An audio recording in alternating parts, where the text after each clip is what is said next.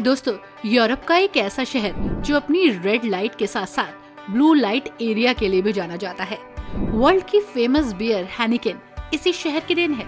कहा जाता है कि 13वीं शताब्दी में ये शहर एक मछली पकड़ने वाला गांव था, लेकिन आज एक डेवलप्ड सिटी है और एक बेहतरीन टूरिस्ट डेस्टिनेशन। जानकर आपको हैरानी होगी दोस्तों कि ये पूरा शहर खंभों पर खड़ा है, इसीलिए इसे डांसिंग सिटी भी कहा जाता है। आखिर और कौन सी खासियत है इस शहर में जो इसे वर्ल्ड फेमस डेस्टिनेशन बनाती है? तो दोस्तों, ये शहर है एम्स्टर्डम, यूरोप का एक प्रसिद्ध शहर। नमस्कार दोस्तों, आप सभी का बहुत बहुत स्वागत है हमारे YouTube channel let's explore TV पर। दोस्तों, एम्स्टर्डम नीदरलैंड की राजधानी है और इसकी आबादी 80,000 से ज्यादा है। एम्स्टर्डम संस्कृति, राजनीति और कला का केंद्र है। बेशक ज्यादातर लोग एम्स्टर्डम का नाम सुनते ही तुरंत कॉफी शॉप्स और नहरों के बारे में सोचने लगते हैं, और बेशक प्रसिद्ध red light district and blue light district उनके दिमाग में आने लगती है। यहाँ पर रेड लाइट एरिया को डी वॉलन कहा जाता है, जो एम्स्टर्डम का सबसे पुराना और सबसे प्रसिद्ध रेड लाइट डिस्ट्रिक्ट है। Actually red light area Amsterdam का वो एरिया है जहाँ नियम कानून और कंट्रोल तरीके से होता है। यहाँ खिड़कियों के पीछे दिखती हैं जो लाल रोशनी से लाइटेड होती हैं और ग्राहक इसके इर्द गिर्द घूम रहे होते हैं। ये क्षेत्र पर्यटकों के लिए अट्रैक्शन पॉइंट है। एम्स्टर्डम में पूरी तरह से कानूनी है, सरकार द्वारा इसे रेगुलेट किया गया है। तो वहीं blue light area red light area का ही एक पार्ट है, लेकिन यहाँ नीली रोशनी का उपयोग किया जाता है। ब्लू लाइट उन खिड़कियों पर होती है जहाँ ट्रांसजेंडर्स वर्कर्स अपनी सर्विसेज देते हैं। ये पूरा एरिया समान अधिकार और स्वीकृति के लिए जाना जाता है। यहाँ फोटो और वीडियो लेना सख्त मना होता है दोस्तों। ये पूरा एरिया सिर्फ वर्क तक सीमित नहीं है, बल्कि यहाँ पर आपको बार्स, रेस्टोरेंट्स, कैफेज और बहुत सारे हिस्टोरिकल प्लेसेस भी मिलेंगे जो पर्यटकों को अट्रैक्ट करती है। दोस्तों, इसी के साथ अगर आप शराब और बियर के शौकीन हैं और इसकी तलाश में इस शहर में आ रहे हैं, तो आपको एक बड़ा ब्रांड यहाँ देखने को मिलेगा। शायद उसे भी आपने कभी यूज किया हो, हेनिकेन। हेनिकेन अब पूरी दुनिया में एक लोकप्रिय बियर है, लेकिन इसकी स्थापना एम्स्टर्डम में द हेस्टिक ब्यूरी ने की थी। हेनिकेन लेगर को सबसे पहले 1873 में गेरार्ड एडियान हेनिकेन ने बनाया था और 2011 में लगभग 2.7 बिलियन लीटर हेनिकेन लेगन का उत्पादन किया गया। और अगर आप यहाँ आ रहे हैं तो इसे जरूर ट्राई कीजिएगा, बट विद कंट्रोल। दोस्तों, इस शहर का नाम एम्स्टल नदी पर पड़ा। पहले ये एक छोटा मछली पकड़ने वाला गांव था और इसकी स्थापना 13वीं शताब्दी में एम्स्टल नदी की बाढ़ को कंट्रोल करने के लिए बनाए गए एक बांध पर की गई थी, जिसे एम्स्टेड बांध के नाम से जाना जाता था। 1300 तक इस क्षेत्र को एम्स्टर्डम के रूप में ऑफिशियल शहर का दर्जा मिल गया और तभी से ये शहर एम्स्टर्डम कहलाने लगा। एम्स्टर्डम समुद्र तल से नीचे है दोस्तों। आपको जानकर हैरानी होगी कि जमीन यहाँ की बहुत गीली है। एम्स्टर्डम मिट्टी पर बना है जो बहुत ही सॉफ्ट है और इधर उधर खिसक सकता है। शहर को सहारा देने वाले खंभों के बिना एम्स्टर्डम की इमारतें इधर उधर खिसक सकती हैं, जिससे भारी नुकसान भी हो सकता है।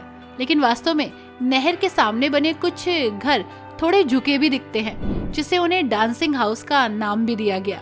हालांकि इसे काफी संभाल के बनाया गया है।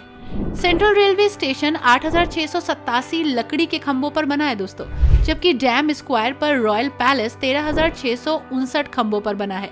हालांकि शुक्र है कि उन्हें नियमित रूप से मजबूती भी मिली है ताकि वे नाच ना सकें। शहर के सेंटर में अधिकांश पुराने घर 10 खंभों पर टिके हुए हैं, लेकिन आजकल घर ज्यादातर कंक्रीट के खंभों पर बन रहे हैं। सबसे छोटा घर भी आपको एम्स्टर्डम में ही देखने को मिलेगा, जो केवल 2.02 मीटर चौड़ा है और 5 मीटर गहरा।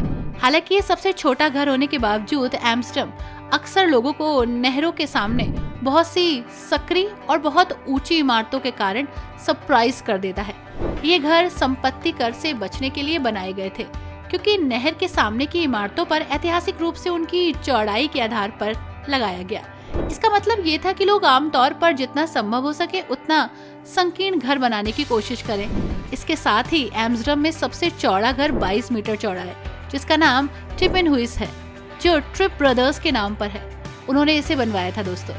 वैसे दोस्तों, एम्स्टर्डम पहले से ही अपनी नहरों के लिए भी प्रसिद्ध है, जिन्हें गेस्टिक कहा जाता है। ये बिना किसी कारण के नहीं है, बल्कि 160 से ज्यादा नहरें हैं यहाँ पर, जिसकी कुल लंबाई 100 किलोमीटर है।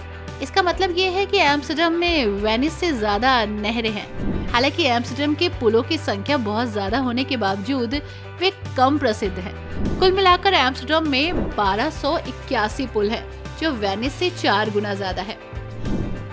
वैसे दोस्तों, यहाँ पर आपको बोट हाउस भी मिलेंगी। शहर में लगभग 2500 से ज्यादा हाउस बोट हैं, जिसमें से कई 100 साल से भी ज्यादा पुराने हैं। और इसमें रहना अपने आप में एक अलग एक्सपीरियंस है। पर्यटकों और लोकल लोगों के लिए ये बहुत ही दिलचस्प हाउस बोट्स हैं। यहाँ एक हाउस बोट म्यूजियम भी है, जो देखने लायक है। एम्स्टर्डम में बोट हाउस सिर्फ इंसानों के लिए नहीं है, बल्कि कैट बोट एक बिल्ली का आश्रय और जानवरों का अभ्यारण्य भी है, जो पूरी तरह से नाव पर है। वैसे दोस्तों, एम्स्टर्डम में इतने सारे बजरे और नाव हैं कि यहाँ पर आपको एक तैरता हुआ फूल बाजार भी दिख जाएगा। ये बाजार तब स्थापित किया गया था जब व्यापारी अपने माल को बजरे के जरिए शहर में लाते थे, लेकिन आजकल इसे स्थित बजरों पर सुरक्षित रखा जाता है। फिर भी इसे शहर के सबसे जीवंत और सुगंधित हिस्सों में से एक माना जाता है। फूलों का बाजार हर हफ्ते सोमवार से शनिवार तक खुला रहता है, चाहे बारिश हो या धूप। आप जब भी यहाँ आए तो इस बाजार को जरूर एक्सप्लोर करें। वैसे दोस्तों, जानकर आपको हैरानी होगी कि अन्य शहरों की तुलना में एम्स्टर्डम में कारें वास्तव में बहुत कम है। कारों की तुलना में बाइक 4 गुना है, क्योंकि शहर के मध्य भाग में घूमने के लिए आपको साइकिल आसानी से मिल जाएगी और बहुत कंफर्टेबल भी होगी। दोस्तों, एम्स्टर्डम की बात आती है तो कॉफी शॉप अपने आप याद आ जाती है।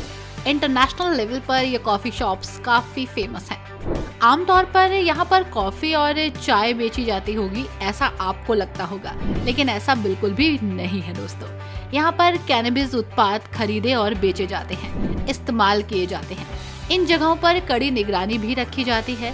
केवल लोकल लोगों के लिए ही ये फैसिलिटी है। हालांकि एम्स्टर्डम में कॉफी शॉप पर्यटकों के लिए भी कहीं कहीं खुले हैं। यही कारण है कि एम्स्टर्डम इतना ज्यादा फेमस हो चुका है पर्यटन स्थल के रूप में। एम्स्टर्डम में 160 से ज्यादा कॉफी शॉप्स हैं, लेकिन 1993 में यही कॉफी शॉप्स 400 से ज्यादा थी। हाल के सालों में सख्त नीतियों के कारण इसमें कमी आई और बहुत सारी कॉफी शॉप्स को बंद कर दिया गया। लेकिन एक चीज है, कॉफी शॉप में आपको शराब नहीं मिलेगी दोस्तों। यहाँ पर सिर्फ और सिर्फ आपको कैनबिस मिलेगा। कैनबिस एक नशीला पदार्थ होता है। इसी के साथ दोस्तों, एम्स्टर्डम एक खूबसूरत डेस्टिनेशन है, जहां आपको खूबसूरती के साथ साथ कुछ हैरान करने वाले टूरिस्ट डेस्टिनेशंस भी मिलेंगे। आप यहाँ कहाँ जा सकते हैं, चलिए आपको बताते हैं। दोस्तों, अगर वास्तव में आपको एम्स्टर्डम को करीब से देखना है तो म्यूजियम को एक्सप्लोर करना बहुत जरूरी है। आप जा सकते हैं रॉयकर्स म्यूजियम, 19वीं सदी में वापस यात्रा करने के लिए। कला के दीवानों के लिए एम्स्टर्डम में सबसे लोकप्रिय जगहों में से एक है। ये संग्रहालय 1809 में बना था, जब इसे 250 से ज्यादा कमरों में देश की शानदार कला और प्राचीन वस्तुओं को रखने के लिए बनाया गया था। यहाँ एक विशाल पुस्तकालय भी है, जिसमें 35,000 से ज्यादा पुस्तकों और पांडुलिपियों का व्यापक संग्रह है। पारंपरिक हस्तशिल्प, मध्ययुगीन मूर्तियां और आधुनिक कला शैलियां भी यहाँ प्रदर्शित है।